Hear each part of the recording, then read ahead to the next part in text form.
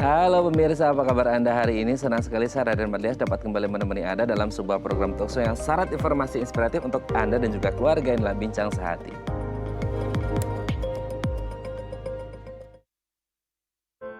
Ya pemirsa, setiap tubuh manusia, tubuh kita gitu ya, ini pasti memiliki kelenjar yang berfungsi untuk memproduksi hormon. Kalau hormonnya ini pas, normal, tentu tidak ada menimbulkan masalah kesehatan. Tapi yang akan menjadi masalah kalau hormonnya ini berlebih seperti itu ya. Apalagi hormon tiroidnya berlebih. Nah inilah topik yang akan kita bahas hari ini yaitu hipertiroid. Nah sebelum kita membahas tema kita tentang hipertiroid, kita akan membahas terlebih dahulu nih mitos fakta seputar makanan ini yang harus dipantang atau harus dihindari, tidak boleh dikonsumsi oleh penderita hipertiroid. Kita bahas satu-satu ya. Kita lihat yang pertama, saya bacakan ya pemirsa ya. Yang pertama adalah produk susu dan olahannya nih pemirsa. Susu dan produk olahannya tidak disarankan bagi penderita hipertiroid. Pasalnya dalam susu dan produk olahannya ini mengandung yang namanya penisilin. Nah, yang bisa mengganggu keseimbangan hormon dalam tubuh. Tidak hanya itu, susu maupun olahannya seperti keju, yogurt, es krim ini juga mengandung protein kasein yang bisa menyebabkan sistem pencernaan terganggu. Jadi kalau mungkin Anda mengalami yang namanya hipertiroid, coba dihindari produk susu dan olahannya gitu ya. Oke, kita lanjut yang selanjutnya. Makanan beriodium. Nah, pemirsa, yodium merupakan bahan yang mampu meningkatkan kinerja kelenjar tiroid untuk memproduksi hormon tiroksin. Nah, kandungan makanan beriodium memang cukup berpengaruh bagi penyakit yang menyerang bagian tenggorokan seperti penyakit amandel. Oleh sebab itu, makanan beriodium juga termasuk kafein ini juga harus dihindari gitu ya. Oke, setelah makanan beriodium, pemirsa, kita lanjut yang selanjutnya, kafein. Nah, terkandung dalam minuman, udah tau lah ya, kopi ataupun teh gitu ya. Ini mengandung bahan aktif yang berfungsi sebagai stimulan. Nah, hal ini bisa membuat kinerja kelenjar tiroid semakin meningkat dan berakibat bagi penderita hipertiroid yang mengalami penurunan kondisi kesehatan. Oleh sebab itu, minuman dengan kandungan kafein juga harus ditinggalkan. Jadi kalau Anda suka minum kopi atau teh, coba kalau Anda mengalami hipertiroid ditinggalkan terlebih dahulu ya, supaya tetap sehat. Oke, kita lanjut yang selanjutnya. Ini makanan banyak ditemukan di Indonesia nih pemirsa, gorengan. Nah, gorengan ini mengandung minyak dalam jumlah yang besar. Minyak inilah yang merupakan sumber kolesterol tinggi yang akan menjadi pemicu hipertiroid bagi seseorang. Lemak yang melekat pada camilan yang digoreng juga termasuk lemak tidak sehat yang akan meningkatkan kadar kolesterol jahat dalam darah. Jadi kalau Anda punya riwayat hipertiroid, ayo kurangi atau hindari sekalian yang namanya gorengan ya. Oke, kita lanjut yang terakhir, kedelai dan olahannya. Nah, kedelai ini termasuk jenis makanan yang harus dihindari ketika mengalami hipertiroid. Selain kedelai utuh, produk olahan kedelai juga termasuk pantangan sementara bagi penderita hipertiroid pemirsa. Sepisal tahu, susu kedelai, kecap, tempe, dan sebagainya. Oke, itu dia tadi beberapa makanan yang katanya ini mitos atau fakta yang harus dihindari atau dipantang oleh penderita hipertiroid, dan kami akan membahasnya sesaat lagi. Tetap bersama kami di Bincang Sehati.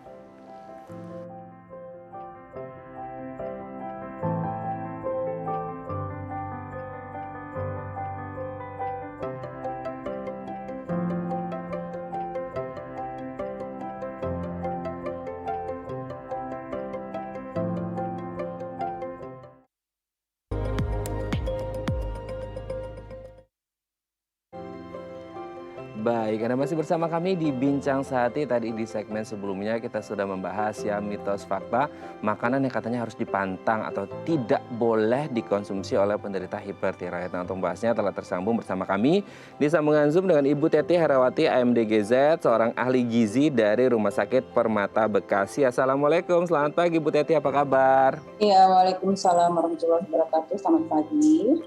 Selamat pagi juga Bu Teti, semoga sehat-sehat terus ya Bu ya. Alhamdulillah. Alhamdulillah, amin. Bu, hari ini kita akan membahas beberapa mitos atau fakta gitu ya. Kalau kita ngomong tentang hipertiroid, ini katanya ada beberapa makanan nih yang harus dihindari atau dipantang gitu ya. Ini pantangan nih bagi penderita hipertiroid gitu ya. Kita akan bahas yang pertama adalah produk susu dan olahannya. Gimana nih Bu Teti, apakah benar seperti itu atau gimana nih? Iya, itu benar. Sebenarnya kalau untuk penderita hipertiroid, susu dan juga olahannya itu kan mengandung iodium yang lumayan tinggi ya, dan sebaiknya itu dihindari dan dikurangi dalam konsumsinya. Dan sedangkan untuk penderita hipertiroid, kalau memang misalkan mau mengkonsumsi susu, itu sebaiknya jangan susu biasa, tapi susu almond ya. Itu boleh dibilang lebih aman untuk penderita hipertiroid. Oke, jangan susu biasa, kalau bisa susu almond gitu. Kayaknya belakangan ini juga susu almond lumayan happening juga ini, Bu Iya, Teti ya. mungkin karena iya istilahnya mungkin banyak penderita hipertiroid yang ingin mengkonsumsi susu tapi bingung ya harus susu apa yang mereka minum seperti itu. Oke ya, mungkin ini juga dikonsumsi oleh penderita hipertiroid juga gitu ya, yang Iya, pastinya lebih iya, sehat seperti itu ya Bu Teti ya. Oke, kita lanjut iya. setelah produk susu dan olahannya adalah makanan beryodium. Nah, apa hubungannya yodium dengan hipertiroid ini Bu Teti?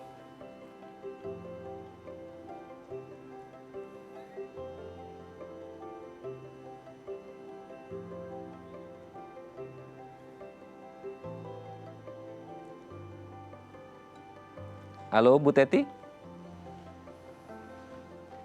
Halo Bu Teti, mungkin boleh diulang sekali lagi karena audionya sempat hilang tadi. Iya, Oke. iya. Maksudnya kenapa tidak boleh untuk tinggi iodium bagi penderita hipertiroid?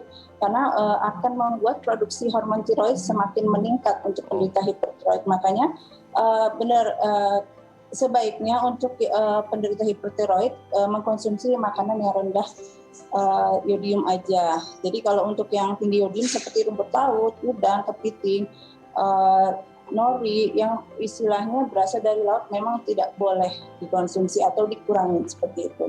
Oke, berarti apakah ini mengindikasikan bahwa semua pokoknya makanan dari laut ini tidak boleh dikonsumsi oleh penderita hipertiroid ini, Bu? Ya, ada sebagian kalau mungkin ada sebagian yang boleh dan ada sebagian yang tidak boleh. Tapi kalau memang misalkan yang disarankan untuk dikonsumsi sebaiknya dalam satu hari itu kurang dari 1,1 mg per hari. Jadi biar aman untuk penderita hipertiroid. Oke ya. Berarti memang ada yang boleh, ada yang tidak. Tapi lebih baik Nah, itu ya boleh. cari yang aman-aman aja. Itu ya Iya. Bu Teti ya. Oke, kita lanjut yang nomor 3, kafein. Wah, ini kalau kafein Bu ya, ini kan zaman-zaman Kafein. milenial sekarang gitu ya. Udah kayaknya kalau nggak minum kopi gitu atau tea time Iya, gitu kayak agak nggak coklat. kurang gaul nih gitu. Nah, kafein ini juga ternyata punya dampak buruk pada orang-orang hipertiroid. Ini betul atau nggak ini Bu? Iya, sebenarnya kalau misalkan asupan kafein buat penderita hipertiroid itu boleh dibilang akan mengganggu sebenarnya dalam si penderita hipertiroid sendiri karena akan menimbulkan kecemasan, rasa gugup, emosi serta detak jantung bagi penderita hipertiroid. Makanya kalau misalkan untuk penderita hipertiroid yang biasa mengkonsumsi kopi, terus udah gitu minuman soda atau coklat ya, itu sebaiknya kurangin atau dihindarin. Lebih baik kita mengkonsumsi air putih aja atau jus atau sari buah, itu yang lebih aman mungkin untuk penderita hipertiroid. Oke. Bu Iya, Teti, ini sebenarnya kalau ngomongin kafein gitu ya kan tadi kalau bisa ya iya, jus aja, jus buah atau air putih lah paling iya, aman, sehat dan iya, murah itu gitu ya. memang paling aman air putih. Oke. Tapi kalau semisal nih, bukan banyak orang di luaran sana kan ya mereka punya banyak excuses lah, cuma sekali seminggu, cuma sekali sebulan gitu. Nah, itu walaupun ketika mereka punya riwayat hipertiroid dan mungkin cuma seminggu sekali, sebulan sekali, itu tetap bahaya juga nggak sih, Bu? Sebenarnya boleh dibilang agak sedikit dia bakal boleh dibilang yang merasakan memang pasien hipertiroid dia akan muncul yang tadi saya bilang rasa cemas, rasa gugup, detak jantung itu mereka walaupun mereka bilang saya cuma 1 minggu sekali atau seperti apa pasti akan timbul rasa kecemasan yang seperti tadi itu gejala-gejala seperti itu. Ya boleh misalkan ya kalau memang mereka mau mencoba mereka yang merasakan seperti itu. Tapi sebaiknya memang dihindarin atau tidak sama sekali kalau memang mereka dalam posisi hipertiroidnya udah tidak aman buat mereka seperti itu. Oke ya. Jadi pilihannya mau minum kopi, minum kafein tapi tanggung sendiri risikonya gitu ya, atau ditahan dulu minumnya tapi Iya. sehat gitu ya, nggak cemas, nggak Ya, was-was intinya seperti kan sebenarnya pengen sehat ya, lebih ya. baik memang air putih kayak gitu. Sudahlah sehat, murah lagi ya Bu ya. Iya, aman-aman. Oke, aman-aman. Oke, kita lanjut yang selanjutnya. Nah ini juga kayaknya agak susah dihindari nih Bu kalau kita ngomongin orang Indonesia. Di Iya. mana-mana ada murah meriah gitu ya. Gorengan. Nah ini betul nggak ini Bu? Gorengan untuk penderita hipertiroid ini harus tidak boleh dikonsumsi atau dipantang. Gimana nih Bu Teti? Iya, itulah masyarakat Indonesia ya. Kadang saya sendiri juga kan nggak bisa menghindari makan goreng-gorengan ya. Mhm, Karena kan istilahnya boleh dibilang itu makanan yang biasa kita temuin dan mhm, apalagi kalau memang udah hobi itu susah. Tapi kalau misalkan untuk pasien hipertiroid sendiri, kalau memang mereka makan makanan gorengan atau berlemak, itu akan menghambat kemampuan tubuh si penderita dalam menyerap obat-obatan saat dia mengkonsumsi obat-obatan seperti itu. Dan juga lemak dapat mengganggu kemampuan tiroid memproduksi hormon. Jadi sebaiknya ya boleh dibilang dihindari kan. Kalaupun misalkan kita mau makan snack atau makan kue atau makan apa kan banyak yang boleh dibilang dikukus ya nggak sih di oven atau di apa yang nggak harus digoreng seperti itu. Mungkin dari sekarang kita perlu memperhatikan makan apa seperti makanan apa yang kita harus konsumsi. Mungkin goreng-gorengan kita perlu hindari ya. Aku tahu kurangi. Sedangkan untuk makanan yang mengandung mentega tinggi, mayones, margarin atau berlemak itu mungkin sangat boleh dibilang tidak dianjurkan atau tidak diperbolehkan untuk pasien hipertiroid seperti itu. Oh, oke. Bu, tadi ini aku mau konfirmasi sih. Maksudnya gorengan ini apakah gorengan-gorengan yang dijual di luaran di gerobak-gerobak gitu, atau sebenarnya any kinds of food yang memang dimasaknya dengan cara digoreng atau gimana?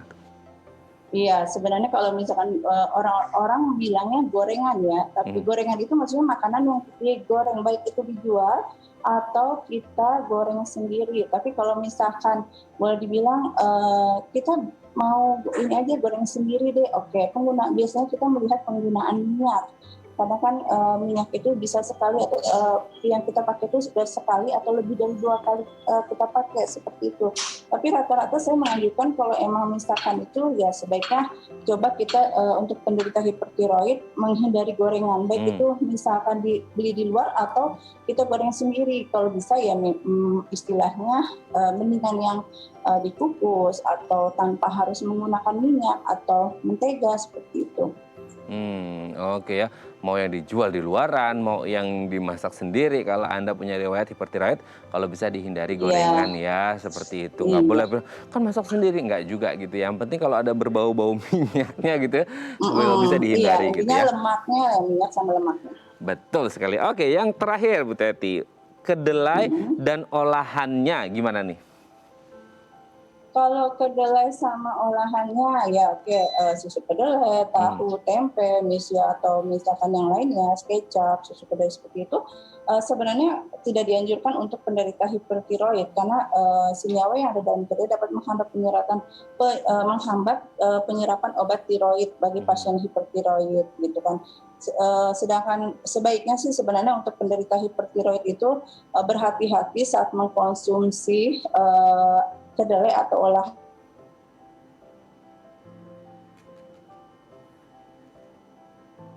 jeda 4 jam dari ketika mereka hendak minum obat seperti itu. Tapi jangan terlalu berlebih juga ya Hmm. kalau memang misalkan itu karena kan istilahnya dapat menghambat ya atau dalam penyerapan obat ketika mereka minum obat untuk penyembuhan hipertiroid seperti itu. Oke, jadi itu tadi beberapa makanan yang sudah disebutkan oleh Ibu Teti, bagaimana kemudian ini harus dipantang gitu ya, tidak boleh. Iya, Kalau bisa kalau memang konsumsinya. pengen sembuh. Iya, kalau memang pengen sembuh ya Bu Teti ya, itu kuncinya ya. Iya, Kalau mau sembuh iya, ya harus nurut gitu ya. Baik, terima kasih Bu iya. Teti Herawati AMD GZ, ahli gizi dari Rumah Sakit Sama-sama. Permata Bekasi sudah berbagi informasi bersama kita pagi hari ini Bincang Sehati. Saya sehat terus Ibu, salam untuk keluarga di rumah dan teman-teman di Rumah Iya, Sakit sama-sama. Terima Permata Bekasi. kasih. Selamat pagi, Assalamualaikum. Waalaikumsalam warahmatullahi wabarakatuh. Baik, pemirsa, selanjutnya kita akan membahas tema kita hari ini. Bagi Anda yang memiliki pertanyaan seputar hipertiroid, Anda bisa menghubungi kami di nomor 021 290 32644 atau DM Instagram kami di @bincangsahatidayatv. Kami akan segera kembali.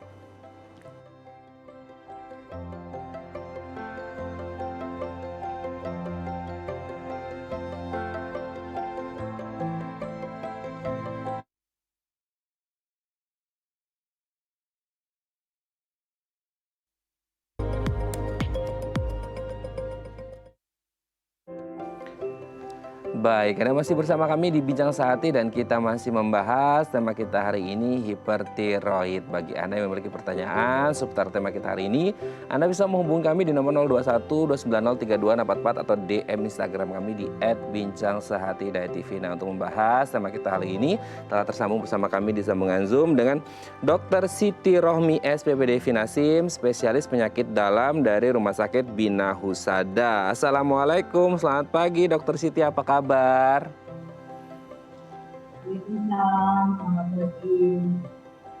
Kabar baik ya, Dok? Alhamdulillah baik. Alhamdulillah, semoga baik dan sehat-sehat terus gitu ya, Dok ya. Amin.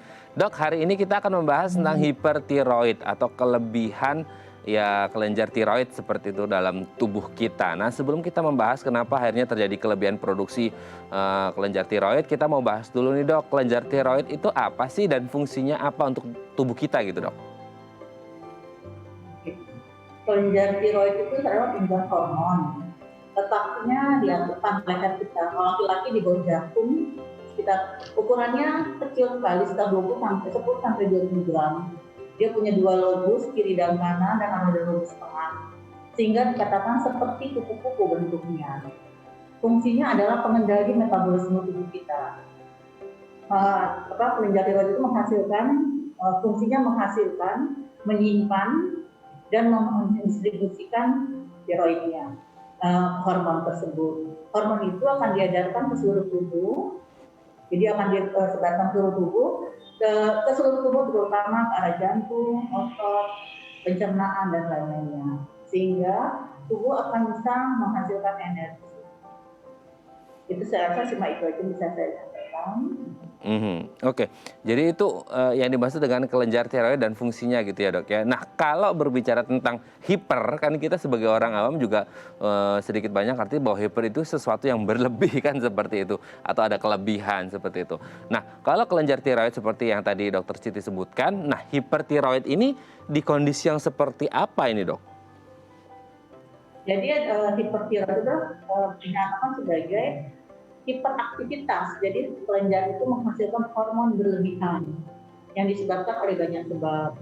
Jadi bukannya dia menghasilkan lebih aja, hormon jadi sangat berlebihan yang akan mengganggu seluruh fungsi tubuh kita. Ya.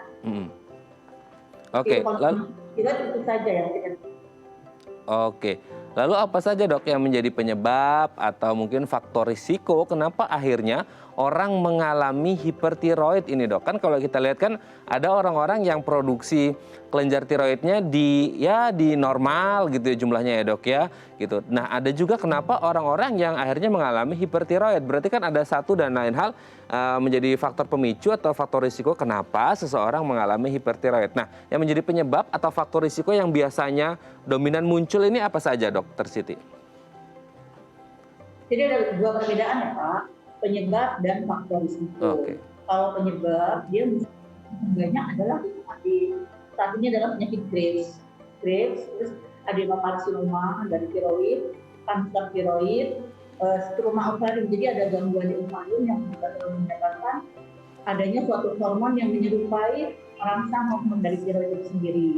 Terus kehamilan salah satu penyebabnya, autoimun dan obat-obatan. Sedangkan kalau faktor risiko itu dia sudah dari dalam tubuhnya sudah ada, misalnya keturunan herediter. Jadi memang sudah ada faktor risiko dalam tubuhnya, dia sudah ada herediter dalam keluarganya.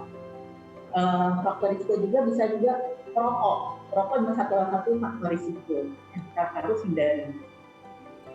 Jadi antara penyebab dan faktor risiko harus kita bedakan. Oke. Oke, berarti penyebab dan faktor risikonya ini berbeda gitu ya dok ya. Nah, kemudian kalau ada yang mengalami, ada yang tidak gitu ya, mungkin berasal dari penyebab atau faktor risikonya. Lalu siapa saja ini dok yang berisiko besar atau rentan mengalami hipertiroid dok? Apakah kemudian dari genetik juga bisa gitu? Atau mungkin dari faktor usia atau jenis kelamin atau orang dengan riwayat penyakit tertentu yang akhirnya komplikasi jadinya hipertiroid atau gimana dok? Saat ini yang terbanyak memang resikonya itu adalah pada usia di atas 60 tahun.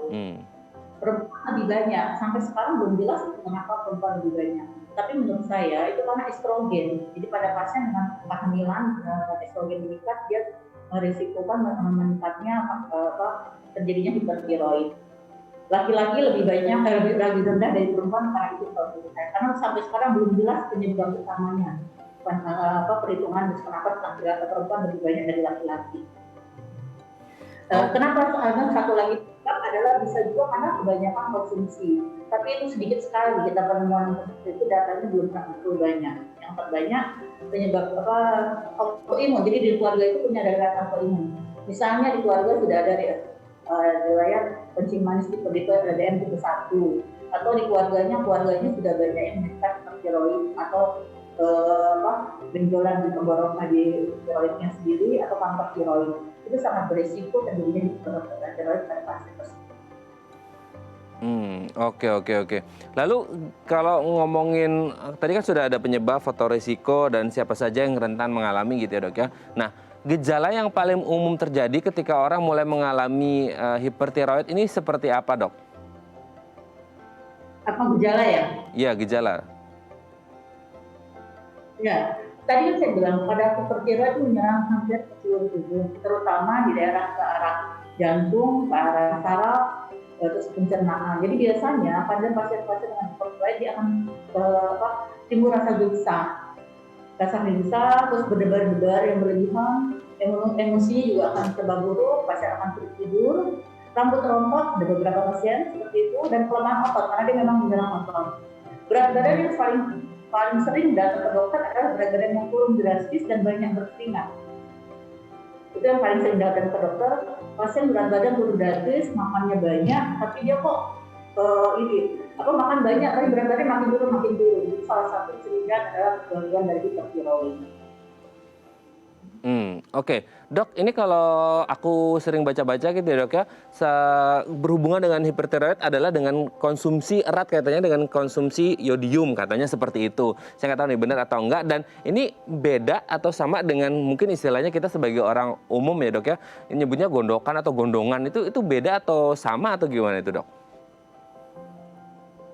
Jadi memang ada salah satu penyebabnya adalah konsumsi dan dari yodium yang berlebihan, tapi kita tidak tahu berapa persen berapa jumlah yodium yang berlebihan, sampai sekarang kita belum dapat datanya.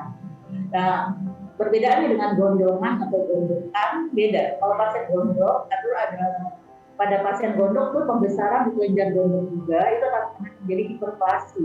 Jadi perkembangan dari sel-selnya yang sangat berkembang menjadi besar. Itu biasanya pada pasien-pasien atau orang yang tinggal di daerah gunungan.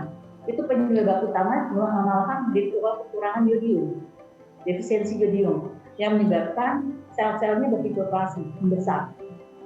Itu gondokan. Sedangkan gondongan adalah penyakit MAS. MAS itu pembesaran kelenjar liur di pipi. Itu penyebabnya adalah virus, jadi sangat berbeda dari ketiganya. Oke. Lalu kalau memang gejalanya seperti itu dok, mungkin nggak sih kita untuk mendeteksi jauh lebih dini gitu, jauh lebih awal, apakah seseorang ini mengalami hipertiroid atau enggak gitu kan? Kita kadang-kadang nggak ngerti ya, ini kelenjar tiroid kita produksinya normal atau berlebih gitu. Apakah bisa dilakukan deteksi atau diagnosis dari awal supaya tidak terjadi hipertiroid yang udah di fase yang lebih serius gitu dok?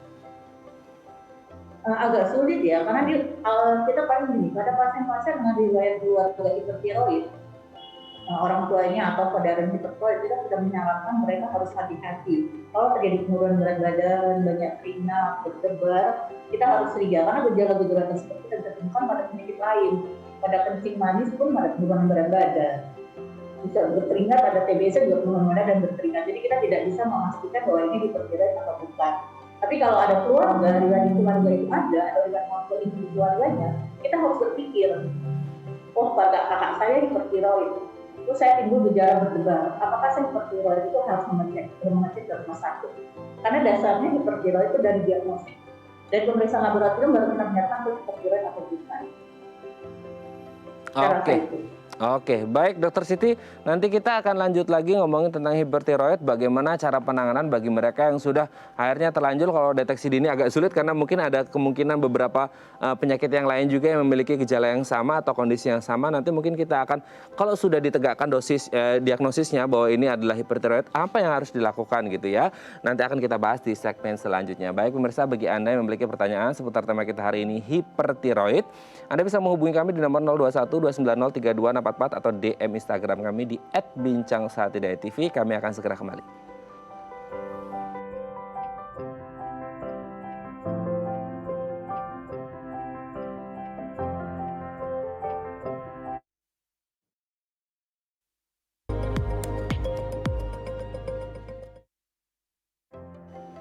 Baik, Anda masih bersama kami di Bincang Sehati dan kita masih membahas tema kita hari ini, hipertiroid. Bagi Anda yang memiliki pertanyaan seputar tema kita hari ini, Anda bisa menghubungi kami di nomor 021 290 3244 atau DM Instagram kami di @bincangsahatidayatv.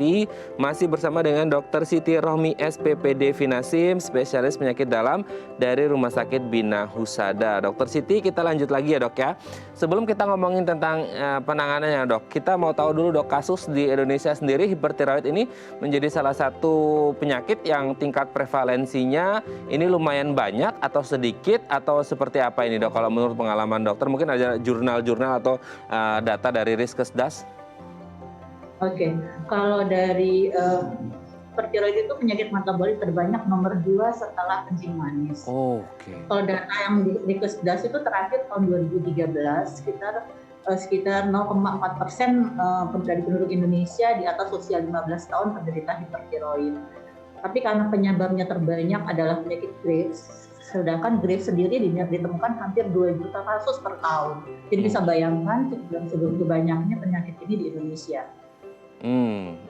Penyakit metabolik kedua setelah diabetes mellitus. Setelah diabetes mellitus. Berarti ini kan kalau ngomongin tentang metabolik kan kita juga pasti ngomongin apalagi kedua gitu ya setelah diabetes mellitus, dan tadi dokter juga menyebut tingkat prevalensinya lumayan tinggi di atas usia 60 tahun kalau tidak salah tadi dokter menyebut ya dok ya. Nah apakah ini juga faktor risiko di atas 60 tahun itu faktor risiko tanpa penyebab apapun. Tapi yang kode data Riskesdas di atas 15 tahun penderitaannya akan meningkat sekitar 0,4%. Dok, apakah kemudian ketika kita ngomongin faktor risiko di atas 60 tahun dan kita ngomongin penyakit metabolik kedua setelah diabetes mellitus, apakah ada hubungannya nih dok antara hipertiroid dengan penyakit yang degeneratif gitu yang akhirnya berkaitan erat dengan menurunnya fungsi sel dalam tubuh dok? Iya, itu pada prinsipnya gini, pada pasien dengan geriatri itu akan terjadi penurunan di mana-mana, termasuk penurunan dari imunitas kita sendiri. Nah, imunitas itu akan mengganggu ke arah tiroid juga. Jadi termasuk degeneratif juga tidak bisa kita masukkan seperti itu, tapi itu masuk hormonal yang mengganggu ke arah tiroid. Jadi penurunan imunitas pada pasien geriatri. Nah kalau ngomongin tentang keturunan dok, nah apakah kan ada beberapa penyakit yang mungkin ini menurun gitu ya. Nah kalau untuk hipertiroid ini ada hubungan nggak dok dengan keturunan? Iya, salah satu faktor risikonya adalah herediter, keturunan. Jadi kalau di keluarga sudah ada pasien hipertiroid, kita punya resiko di keluarga itu ada kemungkinan akan timbul kembali pasien hipertiroid. Jadi herediter sangat kuat di sini. Herediter juga tidak harus herediter dalam bentuk sama-sama tiroid, bisa jadi dengan herediter bisa pasien dengan DM tipe 1. Itu herediter juga bisa terjadi di keluarganya dengan ada DM tipe 1, dia risiko tiroid juga tinggi karena tadi hipertiroid kebanyakan adalah penyakit gangguan imunitas, autoimun. Kan tadi 90% penyebabnya adalah Graves disease. Graves adalah penyakit autoimun. Jadi hubungannya ujung-ujungnya herediternya karena autoimun.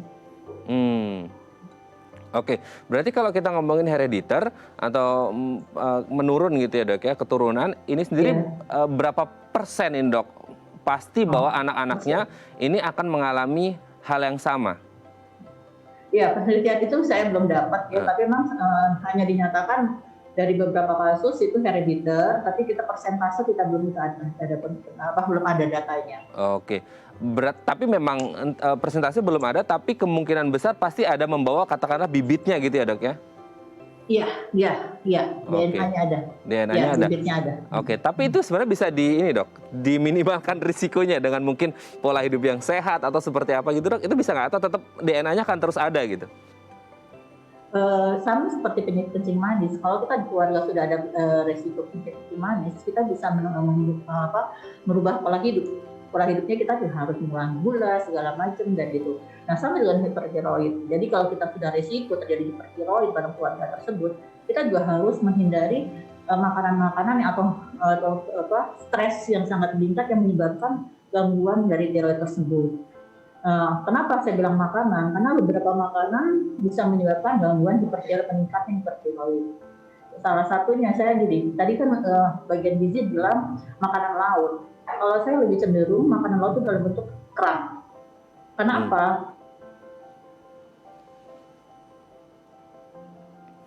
Jadi itu yang saya arahkan ke arah sana. Biasanya saya melarang pasien-pasien saya dengan risiko hipertiroid untuk makan kerang. Karena saya tidak menjamin kerang kita tidak akan juga.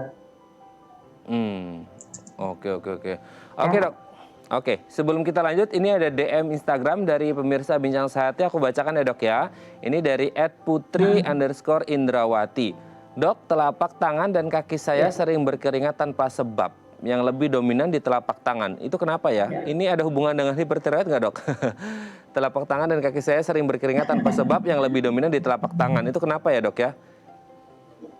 Jadi gini, memang salah satu penyebab gejala hipertiroid adalah banyak keringat. Tapi keringatnya tidak harus di telapak tangan atau telapak kaki. Kalau telapak tangan dan telapak kaki kita juga bisa curiga ke arah sana. Kita bisa cari dulu penyebab utamanya yang lain. Karena salah satu penyebab hiperhidrosis kita bilang itu bisa karena ansietas, kecemasan. Kita mesti tanya, kapan dia mulai berkeringat? Apakah dia berkeringat pada saat dia stres, banyak pekerjaan, banyak masalah, dia berkeringat? Itu kita harus tanya. Kalau dia memang pada saat seperti itu berkeringat, kita curiga ke arah ansietasnya, cemasnya. Kalau memang tidak ada gejala, di udara dingin dia berkeringat. Anak khas itu, hipertiroid itu pada saat udara dingin dia tidak tahan panas dan dia berkeringat. Jadi aneh, beda dengan pada saat berkeringat. Kalau dia stres, kita juga kalau saya stres juga mungkin kita akan berkeringat, tangannya ketakutan atau apa bisa. Jadi mesti dibedakan seperti itu. Kalau memang kita tidak ada gejala-gejala tersebut, kita cari, kita cek laboratorium atau yang mana ke arah hipertiroid bisa. Oh, oke. Berarti ada faktor psikologis juga di situ ya dok ya? Ya, psikologis sangat besar pada pasien. Yang saya temukan berapa kali pasien dengan hiperhidrosis seperti itu kebanyakan si ansietas, cemas. Oh, anxiety atau cemas itu ya. Oke, semoga ini bisa menjawab pertanyaan dari Mbak Putri kalau tidak salah tadi ya. Dan semoga sehat selalu. Kalau mau ingin tahu lebih mendalam, tetap harus konsultasi ke dokter ya dok ya, untuk mengetahui betul atau tidaknya gitu ya. Ya, karena hipertiroid itu diagnosisnya bukan gejala saja. Tadi kan saya bilang gejalanya mirip-mirip ya dengan semua gejala. Dia harus cek laboratorium. Pemeriksaan fisik juga kita harus lakukan. Karena tadi hipertiroid tidak berbeda dengan ini. Orang yang gondokan belum tentu hipertiroid, tapi orang hipertiroid bisa orang itu gondokan. Jadi karena apa tadi? Jadi nggak bisa dinyatakan nggak ada benjolan di leher, tapi kok gejalanya itu bisa. Ada benjolan di leher dengan gejala hipertiroid bisa. Jadi dua-duanya bisa. Jadi tetap harus pemeriksaan ya. Ya, tetap harus pemeriksaan ya. Semoga bisa menjawab pertanyaan Mbak Putri dan semoga sehat-sehat terus gitu ya. Untuk lebih yakin tetap harus cek konsultasi ke dokter. Oke dok, kita lanjut lagi. Nah, penanganan ketika mungkin diagnosisnya sudah ditegakkan bahwa seseorang ini mengalami hipertiroid. Ini masih bisa dirawat di rumah dengan kondisi yang mungkin tidak terlalu berat, mungkin di tahap atau fase ringan ke sedang, atau sebenarnya tetap harus langsung ke rumah sakit, ke dokter, mendapatkan perawatan intensif dok, atau gimana tuh? Hampir sampai saat ini ya kita merawat hipertiroid yang dirawat di rumah sakit kalau terjadi namanya tirotoksikosis atau krisis tiroid, baru kita rawat. Kalau hipertiroid biasa kita tidak rawat, bisa rawat jalan. Karena obat-obat itu biasa responnya sangat baik. Pada saat pasien tidak respon, baru namanya terjadi hipertirotoksikosis, baru kita rawat. Jadi bisa rawat jalan. Oke. Baru ketika kondisinya semakin serius, baru dirawat ke rumah sakit gitu ya, Dok ya? Baru kita rawat di rumah sakit. Ya. Oke. Biasanya di situasi atau di kondisi seperti apa pasien ini sudah mulai merasakan kayaknya ini harus ke rumah sakit, Dok? Pasien bisa di rumah bisa meraba dengan sendiri sebenarnya. Kalau dia sudah masih minum obat, tapi dia masih berdebar, dia bisa heart rate-nya, denyut jantungnya lebih dari 100, dia mudah capek, dia berkeringat, udah minum obat maksimum, nah itu dia harus cepat ke rumah sakit. Berarti dia sudah gagal pengobatan atau dosisnya kurang.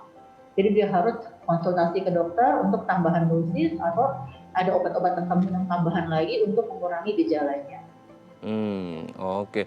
Lalu ketika sudah harus dirawat gitu, atau mungkin rawat jalan di rumah gitu, tidak harus ke rumah sakit, ini proses pengobatannya seperti apa, Dok? Kalau yang mungkin di rumah mungkin konsumsi obat-obatan, atau kalau mungkin yang sudah intensif banget gitu ya di rumah sakit, ini apakah harus ada tindakan operasi atau lain sebagainya, Dok, untuk pengobatannya? Ya. Gini, pengobatan hipertiroid itu kita mulai biasanya dengan obat-obatan golongan tiopropilosaturasi. Jadi kita kasih obat dulu, terus kasih obat gejala penyerta ya. Misalnya dia ada berdebar, kita kasih obat anti berdebar yang mengurangi berdebarnya. Jadi ada 2 obat utama yang kita berikan. Kalau itu tidak terbaikan juga, kita harus naik dosisnya bertahap. Pengobatan ini cukup lama bisa sampai 1,5 tahun. Tiap orang berbeda, personal. Tiap orang ada pasien saya 3 bulan sembuh, ada yang 1 tahun sampai 2 tahun kok masih tetap gejala itu timbul. Jadi kita nggak bisa menentukan, karena kita pemantauannya sekitar 2 sampai 3 bulan sekali harus cek darah. Nah masalahnya cek darah itu tidak murah, cukup mahal. Jadi pasien juga agak kadang-kadang nggak mau, terlalu mahal dan tidak dijamin BPJS. Oke, Dok. BPJS hanya menjamin pada rumah sakit itu agak susah buat kita jadinya. Jadi kita akhirnya secara klinis. Oke, Dok. Sebelum kita lanjut, ini ada penelpon, Dok. Kita sapa terlebih dahulu ya, Dok ya. Iya. Halo, selamat pagi. Dengan siapa di mana? Halo. Selamat pagi. Halo, selamat pagi. Iya, dengan Ibu siapa di mana, ya, Ibu? Mohon maaf ya, mau nanya. Ini Bu Haji ini punya gula. Tuh. Ya, Ibu siapa di mana, Ibu? Kalau boleh tahu? Ibu Haji Nining. Ibu Haji Nining di mana, Bu? Pandeglang ya. Di Pandeglang, Banten ya. Gula udah 15 tahun ya. Tapi ini darahnya ini kering, nggak ada korek ini apa juga nggak ada masalah gitu ya. Cuma sampai 200, 300, sampai 400, gimana caranya itu, Dok? Oke, Bu Haji Nining boleh diulang sekali lagi, Dokter Siti belum mendengar tadi, Bu. Apa? Suaranya bergema. Jadi masalah gula Ibu 200 lebih. Jadi gula udah 15 tahun. Ya, tapi gulanya ini gula kering gitu. Nggak koreng juga nggak suka ngeremet gitu. Iya. Ya, terus masalahnya di mana, Bu? Pertanyaannya? 16 tahun gitu. Tapi ini kalau sampai 400 itu gimana tuh? Oke, 400 ya. 400 gitu. Oke. Ya. Baik, terima kasih Bu Nining. Bu dokter sudah jelas ya, Dok? Ya, terima kasih Bu Nining di Pandeglang, Banten ya. Baik. Ya, ini pertanyaannya tentang kencing manis ya, bukan hipertiroid. Iya, betul, Dok. Jadi nggak ada hubungan dengan hari ini, tapi nggak akan saya jawab. Pada pasien dengan kencing manis, kita lihat dulu obat gulanya bagaimana, sudah cukup atau belum, dietnya sudah cukup atau belum. Jadi pertama pengobatan kencing manis itu bukan obat sebenarnya. Pasien itu harus dietnya dulu diatur. Pola makannya bagaimana. Kalau masih makan manis, masih berlebih, ya kita juga susah ngaturnya. Yang kedua, olahraganya cukup atau tidak. Baru kita masuk obat. Kalau 2 dari yang pertama tidak dilakukan, obat juga nggak akan bekerja dengan baik. Jadi kita harus lihat semuanya. Pasien-pasien kebanyakan menganggap semua tuh harus diobati dulu, baru dietnya. Padahal harus dietnya dulu diatur, baru obatnya masuk. Jadi Ibu, dietnya gimana Bu? Kalau Ibu masih makan sembarangan, masih makan berlebihan, masih makan... Kalau ibu-ibu tuh kebanyakan makan gorengan berlebihan. Nah itu nggak boleh Bu. Kenapa? Gorengan itu sepotong gorengan tuh sekitar 150 sampai 200 kalori. Kalau ibu makan 5 potong aja udah hampir 700 kalori. Sedangkan orang perempuan rata-rata kebutuhan kalorinya cuma 1.500. Jadi ibu udah semakan gorengan aja udah separuh dari yang harus dimakan. Nah itu nggak akan bikin gula ibu akan turun. Walaupun udah minum obat banyak, tapi kalau makannya nggak teratur ya kita juga susah. Ya Bu ya. Jadi benar ibu ngerti. Jadi yang utama sebenarnya ada pengaturan diet ibu dulu. Bisa nggak ibu ngatur dietnya? Kalau Pola ibu susah makannya gitu ya ngatur dok ya? dietnya, iya pola makannya gimana? Kita juga sulit. Oke, berarti intinya untuk Ibu Haji Nining yang ada di Pandeglang, Banten, untuk mengontrol memang yang namanya diabetes gitu ya, kencing manis ini tidak ada obatnya, hanya untuk mengontrol gitu ya dok ya. Nah salah satu yang paling penting adalah pola diet atau pola makannya. Sudah sehat atau belum, masih konsumsi gorengan atau enggak, kalau bisa sayur-sayuran dan makan makanan yang lain yang sehat, pola makannya, jam makannya, jadwal makannya, apa yang dimakan, itu juga menjadi faktor yang sangat penting untuk mengontrol gula darahnya. Iya. Oke. Kalau itu sudah terkontrol baik, masih belum terkontrol, baru kita tambah obat-obatan. Nanti obat itu ada dosis kita naikkan pelan-pelan sampai dia terkontrol dengan baik. Nah, itu dia ya. Oke, semoga bisa menjawab pertanyaan. Satu lagi tadi saya bilang, satu lagi. Bu bilang ada diabetes kering. Nggak ada Bu diabetes kering. Diabetes. Jadi itu mesti peringatan dari masyarakat bahwa tidak ada diabetes kering, diabetes basah, kencing manis kering, kencing manis basah. Kencing manis ada cuma kencing manis saja. Oke, karena mungkin biasanya anggapan kalau ada yang luka gitu ya dok ya, tadi Ibu Haji Nining juga sempat nyebut gorengan nggak merembet seperti itu. Intinya tidak ada diabetes kering dan tidak ada diabetes basah gitu ya dok ya. Baik, terima kasih Bu Nining, Bu Haji Nining ya yang ada di Pandeglang, Banten, dan semoga sehat selalu, tetap kontrol pola makannya. Terima kasih Ibu, salam untuk keluarga di rumah di Pandeglang, Banten. Dok, nanti di segmen terakhir kita akan membahas tips gitu ya dok ya, yang bisa kita lakukan untuk meminimalkan risiko terjadinya hipertiroid. Baik pemirsa, bagi Anda yang memiliki pertanyaan seputar tema kita hari ini, Anda bisa menghubungi kami di nomor 021 290 3244 atau DM Instagram kami di @bincangsaati.tv. Kami akan segera kembali.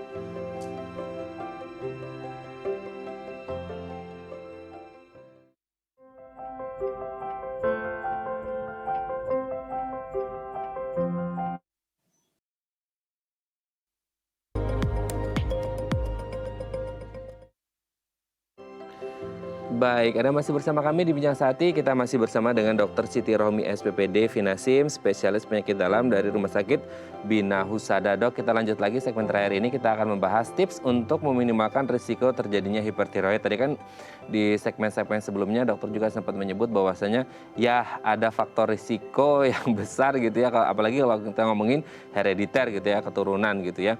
Tapi kan mungkin hampir sama dengan DM juga, diabetes mellitus, ya pada bagaimana kita melakukan aksi pencegahannya gitu ya, dengan memiliki pola hidup yang jauh lebih sehat. Kita bahas yang pertama dok, pola makan sehat. Berarti penting banget untuk pola makan sehat berpengaruh pada hipertiroid, gimana nih dok? Ya, kalau pada pasien dengan hipertiroid terjadi berarti itu hormon tiroksin itu sudah mengganggu ke seluruh tubuh. Vitamin D-nya juga kan perlu dia. Jadi dia harus banyak vitamin D. Vitamin D itu biasanya pada makanan-makanan yang seperti telur, susu kita harus berikan untuk meningkatkan vitamin D-nya. Terus kedua, pada pasien hipertiroid juga akan terjadi komplikasinya ke arah osteoporosis. Kita juga harus melakukan kalsium tinggi pada pasien tersebut. Jadi memang tipsnya itu yang pada pasien yang sudah hipertiroid, kita harus kasih banyak susu dan kalsium tinggi. Terus hindari jangan makanan pengawet, tadi saya bilang. Salah satu pemicu dari imunitas kita adalah pengawet. Jajak pengawet, banyak sekali makanan-makanan berpengawet. Jadi kita menghindari, ataupun makanan berformalin. Jadi sebaiknya kalau kita udah curiga, kita manusia udah punya insting, ini makanan kayaknya udah gak benar, ya gak usah dimakan. Ini seperti itu. Jadi itu pola yang paling hidup. Jadi tetap pola hidup sehat, kalau bisa tanpa makanan-makanan yang merusak tubuh kita sendiri, pewarna, pengawet, ataupun makanan-makanan yang disimpan lama, atau makanan kita bilang yang mengandung golongan-golongan kita sering kasih orang-orang suka pembuat gorengan pinggirnya sudah plastik atau apa, kita masih sudah kita curiga nggak usah makan deh, jadi yang aman aja. Cari yang aman-aman dan sehat-sehat. Iya. Kalau mau sehat Yang itu aman tuh pertanyaan. makanan sehat dan kita masak sih kalau bisa, makan kita masak sendiri, kita lihat itu prosesnya. Betul, Dokter Siti ya. Terus Oke, kalau tadi juga kan bilang, ya ya. Bagaimana, Dok? tadi juga kan belum bilang tadi apa namanya kelebihan yodium. Kita tuh kebanyakan malahan orang Indonesia tuh kekurangan yodium. Oh, oke. Ya kita banyak sekali kekurangan yodium, makanya terjadi penyakit gondokan, terutama pasien-pasien di daerah pegunungan. Nah itu juga kalau terjadi gondokan, dia akan berfluktuasi. Kita bilang akan terjadi perubahan pada suatu saat, akan terjadi hipertiroid juga. Jadi tetaplah kita mencegah terjadi gondokan itu. Oke. Berarti pola hidup yang sehat mungkin di dalamnya juga ada makan sehat, hindari rokok, alkohol, olahraga juga penting ya, Dok ya? Alkohol, rokok tadi juga. Oke. Rokok sangat bereaksi untuk inflamasi, beranak rasa inflamasi. Betul. Nah, masalahnya susah Indonesia. Cukup tidur, istirahat juga penting ya, Dok? Ya, stres memicu hipertiroid aktif.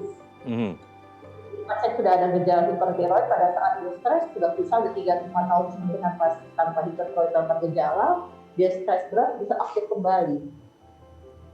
Balik lagi itu ujung-ujungnya autoimun karena hipertiroid itu stres itu memicu imunitas kita. Akhirnya ya aktif lagi hipertiroid. Oke, berarti pola hidup sehat gitu ya, sehat secara fisik, secara fisiologis, secara psikologis semuanya harus tetap sehat gitu ya, Dok ya. Baik, terima kasih Dokter Siti Rohmi SPPD Vinasim, spesialis penyakit dalam dari Rumah Sakit Bina Husada sudah berbagi bersama kami pagi hari ini. Semoga kita sehat-sehat terus dan pandemi ini segera usai gitu ya, Dok ya, supaya kita bisa kumpul lagi sama keluarga tercinta. Terima kasih Dokter Siti, sehat-sehat terus. Salam untuk keluarga di rumah dan teman-teman nakes di Rumah Sakit Bina Husada. Selamat pagi, Dok. Assalamualaikum. Selamat pagi. Waalaikumsalam warahmatullahi wabarakatuh. Baik pemirsa, bagi Anda yang memiliki kritik dan saran, Anda bisa menghubungi kami di nomor 0889 8100 5000 atau Anda bisa follow media sosial kami di @bincangsaatidayatv dan tetap disiplin prokes 6M. Saya Raden Madlia Someh, sampai jumpa dan selamat beraktivitas.